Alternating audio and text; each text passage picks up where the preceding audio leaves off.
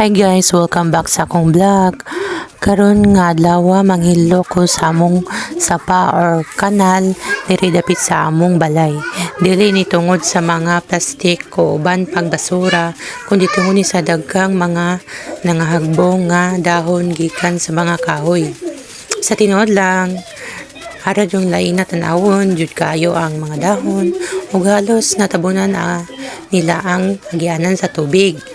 Kung pasagdan lang ini, posible nga mabara ang kanal o muhinay ang pag-agas sa tubig labi na kung muuwa.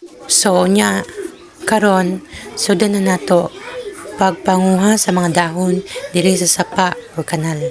Tanawan ninyo, dagan kayo nga nagtapok sa usa ka kilid. Ako nilimpyuhan gamit ang silhig o kamot nako aron mas dali makuha og malimpyo ang kanal.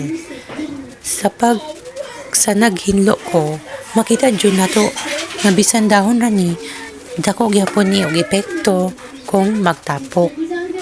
Ang tubig dili kagi og tarong kung puno ang kanal og dahon.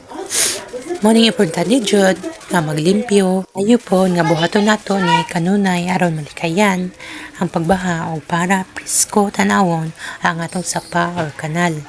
Mas nindot kayo tanawon ang sapa kung limpyo o walay nagtapok nga mga dahon. Usahay dili na tumatagan og oras ang mga ingani nga butang.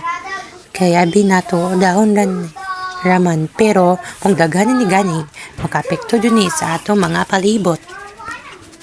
Sa nagpadayon ko sa paghinlo, makita ninyo nga hinay-hinay nianindot ang dagway sa among kanal. Mas klaro na ang agyanan sa tubig, mas limpyo na tanawon. Makatagan og good feeling ang pagtanaw nga limpyo nga imong palibot tungod sa imong paningkamot. Bisan simpleng pagpanguha lang sa mga dahon, dako na ni kayo na og tabang.